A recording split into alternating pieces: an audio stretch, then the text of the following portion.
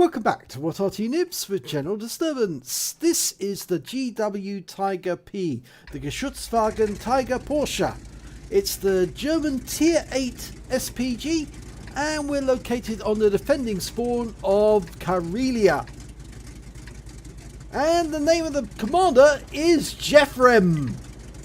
Now we're counting down to the start, 10 minutes of frantic action whilst the enemy tries to capture the cap or kill all of the defenders. And they're off. Now jefremm's using the stock gun, which is the 17cm Canon 72, and the reason I know that is it's got that funny muzzle brake at the end, the perforated one. If he was using the top gun, which is the 21cm Morser, it doesn't have the muzzle brake. This also means that he will have a quicker reload than the 21cm, but he will do less damage per shot. The alpha for the 17cm is 850, and for the 21cm is 1100. Okay, he's moving into the back area. The one thing about the Tiger Porsche, it's based on the chassis of the failed contender for the Tiger competition, is that it's painfully slow, incredibly slow. Even with the top engine and the top tracks, it will take forever to get where it wants to go. It's a bit of a snail. Okay, he's moved into firing position, and we'll bring up the mini-map so we can see exactly what's going on. Okay, there's a couple of targets near the horseshoe. An E25 has just rammed our 1375, and it looks like he's sitting on him. Yes, he is actually sitting on top of the AMX 1375, and both of them have died. And there's a P43 Biz, and he's retreating. And he's trying to get back onto that heights, but he's been taken out. jefremm gets his first kill, and he picks up 148 hit points. The P43 Biz was badly damaged, but that means now we've got 3 kills against the enemies too. But remember, this battle is all about capturing the cap or killing all of the defenders. If they fail to do that in 10 minutes, then the defenders win. I've got an Su-100M. That's a Tier 7 Soviet tank destroyer. And he fires a round in that was fairly close. It must have been close. There's a VK-3002. Well, there was a VK-3002. He's now been wiped out. And that tree going over, it gives us a clue as to where the Su-100M is now. But there was a KV-85 there as well. He was moving through a picture, but we've lost sight of him. There's a T-3485. There was a T-3485. That player is now back in the garage. Right, the Su-100M1 is hiding behind that rock. We fire around it and pick up 236 hit points from near miss. A splash.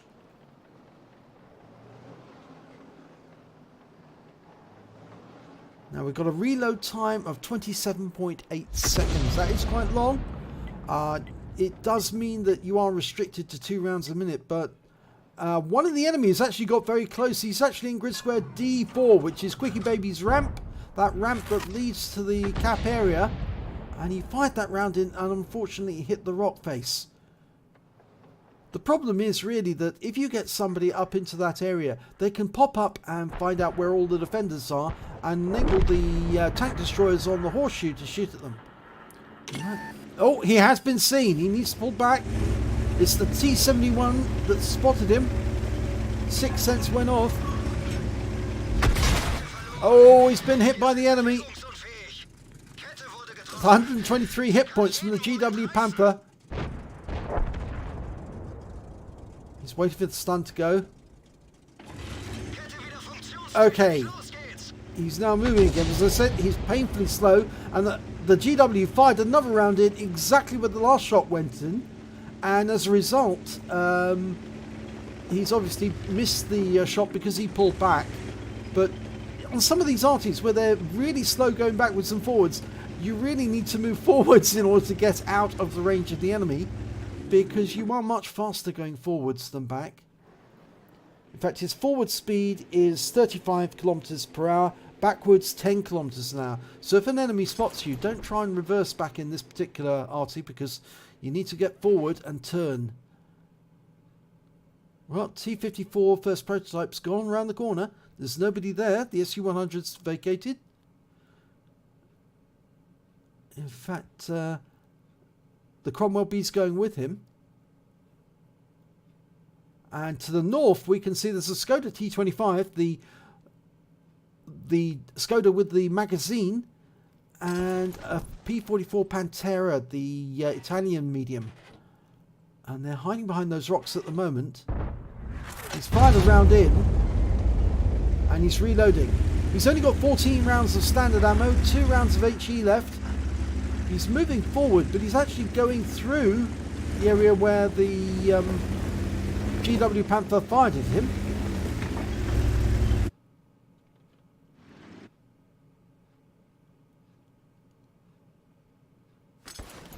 No sign of the enemy. Well, the T-54 first prototype is about to go through the enemy area. That round hit the rock. Oh, the Scorpion was there. Right, and apparently the SU-100's there also. Okay, so he's got a fairly long reload, but if he can get an accurate shot on that Scorpion, that'll help. There he is. We're only a few seconds away from shooting. We're loaded. Now, where is he going to be? And we need to place that shot where he is. Round. Oh, he stops. But the round goes in and splashes him for 19 hit points.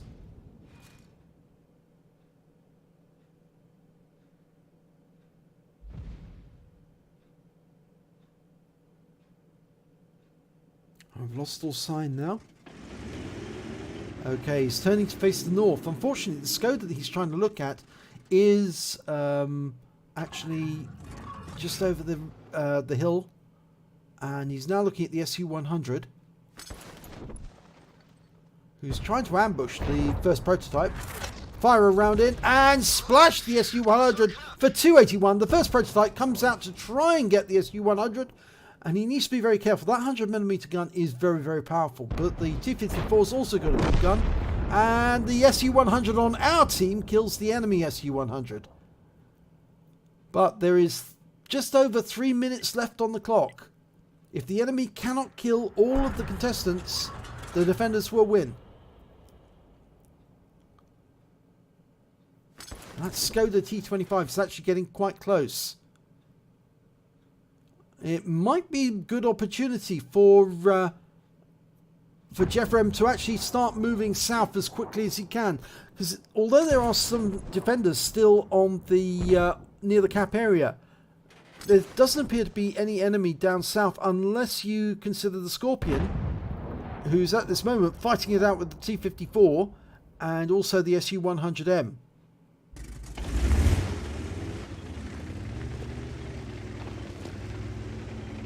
Two minutes 15 seconds to go. The enemy appears to be not making a move, or not making much of a move. Well, Skoda's coming up the ramp. Unfortunately, he's so far back that he can't bring his gun to bear on that target. The arc would just go over the top of that ramp.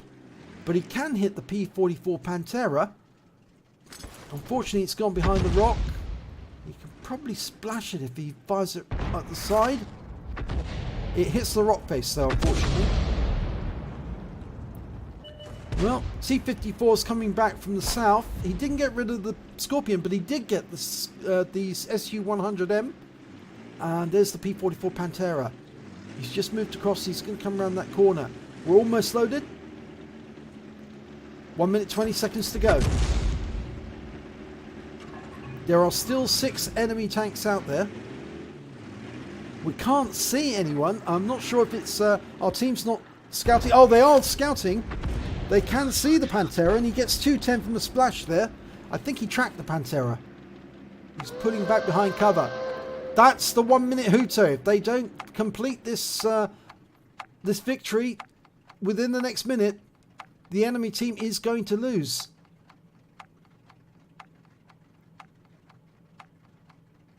"44 seconds to go." It's getting close. He's loaded. There's the Skoda T-25.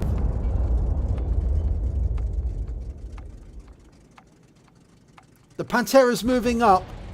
Oh my god, the P-43 turret went down. Oh, we've just lost the enemy lost the Pantera. But we're now down to just 3 members, the T-25, the Dickermax, and jefremm. And he's now realised that he needs to get out of this area quick because the enemy can't cap. And they are capping, but there's not enough time for them to cap. And the Skoda's going towards the Dickermax. He takes out the T-25 too. And the Dickermax goes down.